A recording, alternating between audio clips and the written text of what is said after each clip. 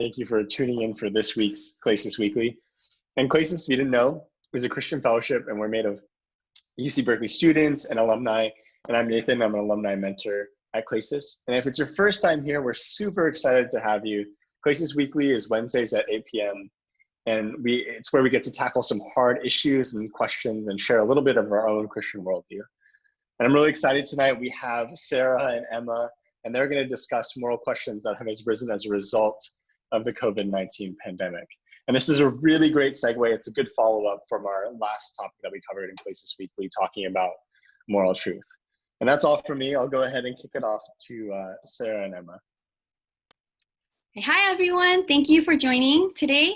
Emma and I are really excited to share with you some thoughts on this topic of what a life is worth, especially given the circumstances we're in right now. But before we dive in, we want to introduce ourselves a little bit. My name is Sara, and I'm a mentor at Klesis. I graduated from Cal, class of 2013, and majored in rhetoric. People ask me, what do you do with that? Well, now I work as a tech writer at Workday. Hi, everyone. My name is Emma, and I'm a junior in Klesis at Cal, and I'm currently studying English and Public Policy. And I recently transferred to Cal this past fall semester, and that's also when I got involved in Klesis. And when I got the chance to help out with presenting this topic, I was really excited because the idea of where our value comes from is something that I personally have wrestled with. This idea is even more prevalent as news articles of lives being lost pop up onto my phone, and they then lead me to ask questions of how doctors, nurses, or government officials could prioritize who gets supplies and resources, and ultimately who gets a chance at life. And while it's easier to ponder these questions from behind a computer screen inside my home, I'm stuck with the realization that I myself wouldn't know what I would do if I were in their shoes. Yeah, thanks, Emma, for sharing. I'm also really excited for this talk because it's a topic that's been on my mind a lot lately. And the reasons why are obvious as we're facing a humanitarian crisis due to COVID-19. Going to the grocery store with masks and gloves on, I'm hit by the reminder that a lot of people are dying. And it's hit close to home because some of my own friends have had a loved one pass away from coronavirus. Sometimes I just feel at a loss knowing more people will die. But really what I found myself grappling with was this question of what is a life worth? How do I reconcile the fact that every life seems so invaluable, and yet the harsh reality is that someone's life could just end like that within 2 weeks of catching the virus? So while these huge questions are highly relevant today, it's also one that philosophers have long grappled with for centuries. We know definitely that we won't cover everything in a 30-minute webinar, but what we're hoping is that through this, we'll share some food for thought that's worth considering. Well, if you're like me and constantly on some electronic device, I'm sure you're aware of all the news headlines surrounding coronavirus that cover a wide gamut of topics. Things like what are people doing while stuck inside, the economic crisis, rising death toll, and current research on the virus and possible vaccines. What seems like a daily routine is checking the updates on the continuously growing number of deaths due to COVID-19. An update 3 days ago showed that COVID-19 death toll had just passed 200,000 lives. I'm sure most of us remember when Italy reached its peak in late March, with the number of deaths in a single day rising above 900.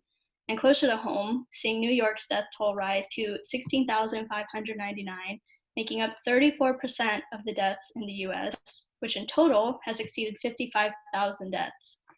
By the way the death toll keeps rising, the impact of coronavirus could be at a level where many of us will personally either know somebody who contracts coronavirus or dies from it, or someone else who is impacted by this.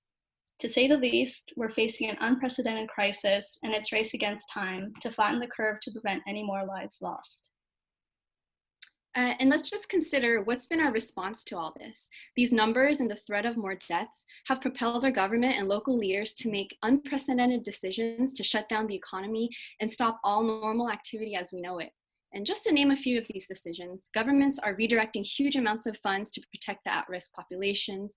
Nearly all businesses have shut down temporarily or severely reduced. Even lucrative sporting events like March Madness and NBA season were canceled. And the big corporate companies and universities have stopped normal operations in order to repurpose their resources for humanitarian work in this crisis. It's pretty amazing to consider how widespread and life-altering these decisions have been. And what's the reason for this? Clearly, it's to fight against COVID-19 and prevent as many more deaths as possible in this crisis. But in order to fight this, our governments and local leaders have had to make some difficult and even costly decisions that raise moral questions and call for value judgments like never before. Yeah, thankfully we are seeing numbers plateau in some places, and there's progress in flattening the curve. But we also have to stop and realize that this is not without some significant cost. We may not yet see the big picture following the economic shutdown and mandated shelter in place, but the costs are going to be huge. For example, the US employment rate has now soared past 20%, with over 26.5 million people having lost their jobs due to COVID-19 measures. That's way worse than the 2008 recession, about 10 times worse. According to the US Chamber of Commerce, 54% of all small businesses report that they are closed or could close within the coming weeks. And even larger institutions like universities are unsure of how to navigate this financial wake of COVID-19. Considering how much our daily lives and societal norms have been upended to fight this virus, I think it's really important that we pause here, wrestle with these facts, and just ask why. Why are we going to such great lengths? Why are we devoting so much money and manpower to fight against COVID-19 to the point of almost shutting down the entire economy, resulting in huge economic costs? The larger question that emerges is this: what are the values driving these decisions? I think in considering these choices, it begs the question of the value of a life, a moral question with far deeper philosophical implications. Well, to go into this a little, we can say that behind every choice lies a certain worldview. And what's a worldview? The dictionary defines it as a particular philosophy of life or conception of the world. Basically, it boils down to this: what's valuable? So it's the set of beliefs and values held by a person, culture, generation, or any group of people who share that worldview. Our worldview informs our value systems and choices. For example, take Josh in this picture. Not this picture, but this picture. If his worldview is that life is all about thrill and adventure, then he's going to make some decisions that maximize thrilling experiences over other things. The same here goes for someone who values career or money or family. But the reverse is also true. The choices someone makes tells us a lot about their worldview or set of values. Going back to Josh, if he lives moment to moment seeking new experiences, his series of choices tell us something about his views of life and what he values. And obviously his worldview is going to be different from Jane here, who, let's say, makes a series of choices to maximize academic success, get into an MBA program, and invest in her dream of founding a company by the age of 30. Yeah, that makes sense. Thanks for explaining what a worldview is. With this in mind, let's go back to all the decisions made in response to COVID-19 and ask, what worldview does this crisis reveal? I think from what we've observed so far, something that shines through these difficult and costly decisions is the view that every human life has implicit value that's extremely high and even worth bearing heavy costs. What's reflected is this inborn belief in the dignity and value of one person's life, whether young or old, rich or poor, or healthy or sick. We can see this value in the selfless acts people commit in helping those around them. I recently read an article about a chef in Seattle, Eduardo Jordan, who turned his restaurant into a community kitchen. He serves hundreds of meals to individuals who have been laid off or have experienced a reduction in hours due to COVID-19, and even gives toiletries to those in need. Eduardo, along with 2 other chefs, are financially supporting this entire operation, not so much worried about the costs, but how they can better help their community and staff. Yeah, and there's been a lot of other decisions to direct more resources to our most vulnerable populations, the homeless, elderly, and low income, people who are otherwise ignored by much of society. California Governor Gavin Newsom put $150 million toward the effort to provide shelter to more of the homeless, since on the streets, they just can't do things like shelter in place or wash hands frequently. Also, teams throughout the US have really risen above to start free delivery services to bring local seniors their essential goods. And I heard a really neat story of 2 friends who partnered up to do just this. So I wanted to share a short video clip of one of them, Drew, explaining why they did this. The way it kind of started, I guess this is the best way to tell the story, is a few days ago, last weekend, my grandparents are in a vulnerable age. They're a vulnerable population. So are my neighbors. So they didn't want to go to the grocery store to get groceries. And so I offered to do it for them. And then I realized that a lot of people could be in a similar situation. And that's what incentivized me to create such a service, because I know there are a lot of seniors and immunocompromised people who may not have the family around them to provide for them. I was actually to Okay, so we just cut it there, but when we see things like this, my first thoughts were, wow, those boys really rose to the occasion. It's amazing that they're able to think about the elderly, and that's definitely not something 15-year-old me would have done. But I think we recognize there's a rightness to it. In the UK, there's been a huge surge of young volunteers signing up to bring groceries to the elderly, and one 17-year-old boy who set up a volunteer group said, it's only right that we help out. When we see this kind of sacrificial service toward the weak, we don't say, oh, that's a waste. No, we celebrate humanity and feel solidarity with each other. Again, the worldview that gets revealed here is that every human has equal inherent value. The United Nations Charter actually states this, that their commitment is to universal respect for and observance of human rights and fundamental freedoms for all without distinctions as to race, sex, language, or religion. While this sounds nice and all, let's not stop there. Even if we can all agree that the value of human life is indisputable, where does this value actually come from? Did someone make it up, or is there a valid basis for this belief? This is a tougher question to answer, and I think there are a few options that we can consider. Some people will say that it's nurture, and others might say it's nature. So could it be nurture, or in other words, the social environment or culture we grew up in? People would assume, duh, this comes from society, where else? Sure, we can say that it's people in society who are displaying this value in their choices, but can we confidently attribute this to our culture? So with that, we want to know some of the things you believe society tells us is valuable. We can use the same link as earlier if you just want to go ahead and place your answers in there.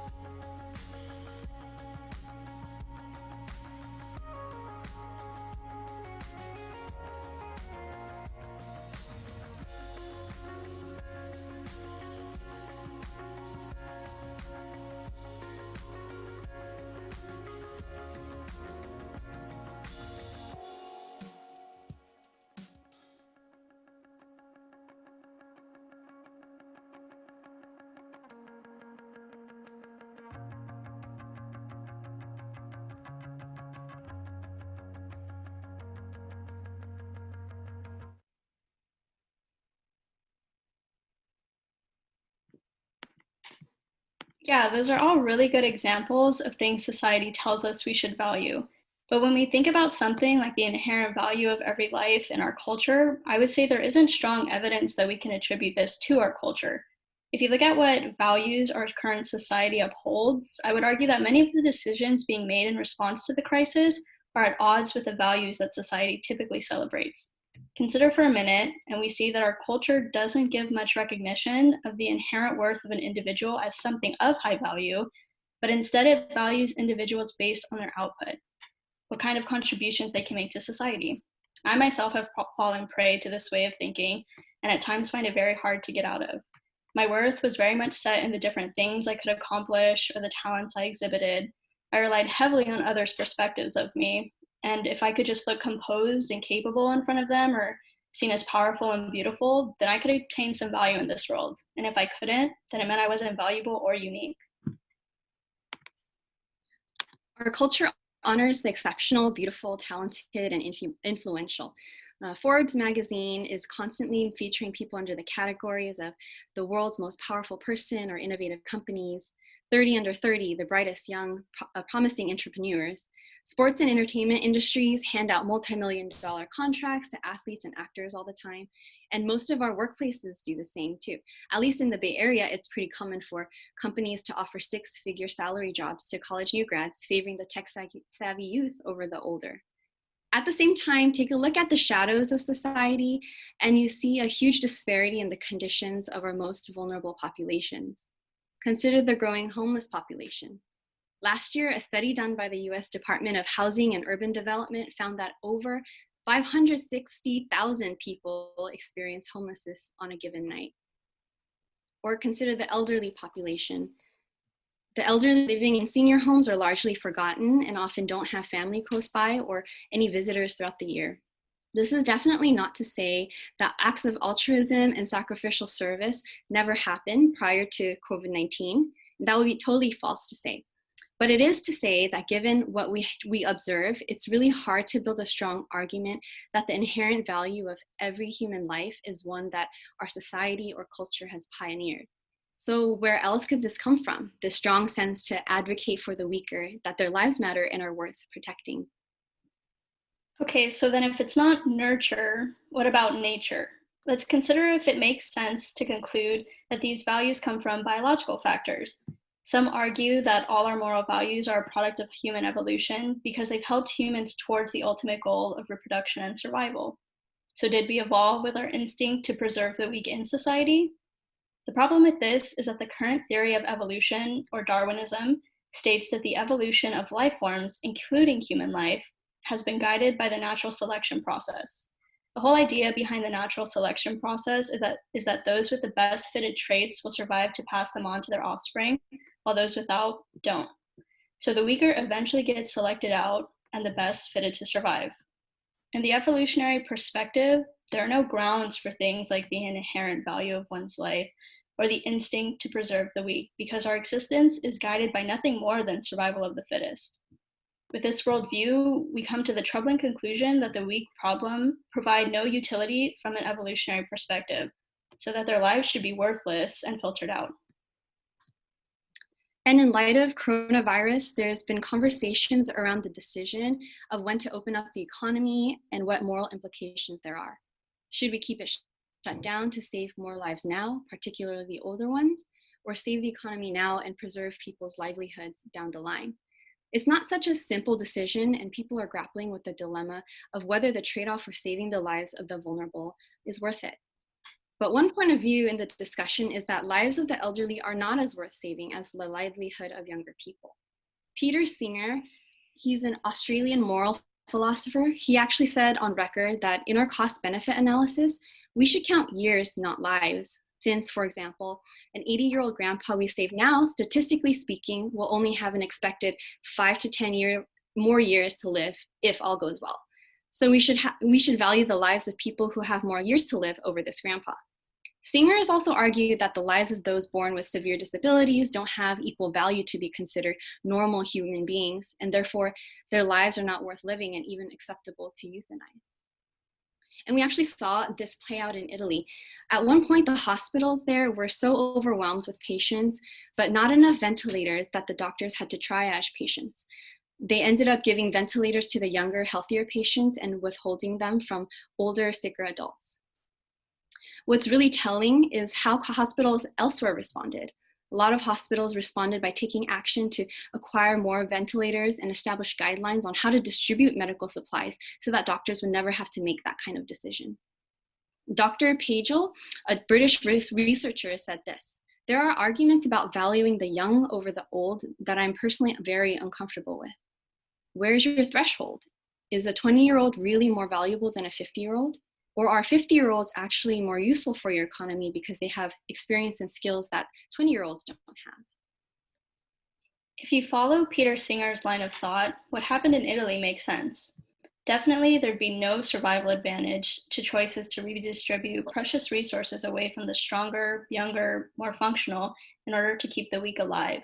After all, social Darwinists would say that the value of a life is determined by how much human function they have. This would mean that a 20-year-old really is more valuable than a 75-year-old grandmother in a nursing home, and that a paralyzed human vegetable is worth next to nothing.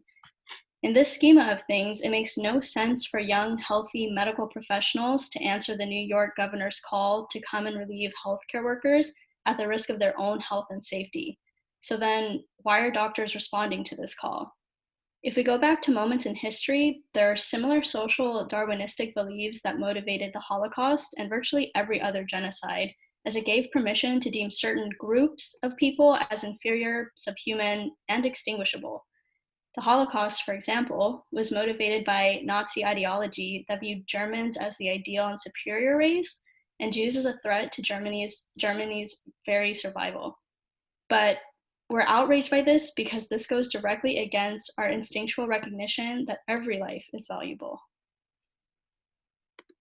And the other day, I heard a story about Lou Ann Dagan. She's a 66-year-old woman who died from this virus in a nursing home. She leaves behind her 74-year-old sister, Penny Dagan, who also lives in a nursing home.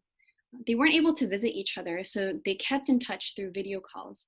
Reading her story of how she died alone in her room, not knowing how to call for help, I felt so grieved for her loss of life and for her sister. And I don't think I felt any less grieved than if I heard that a 20-year-old man died from the virus.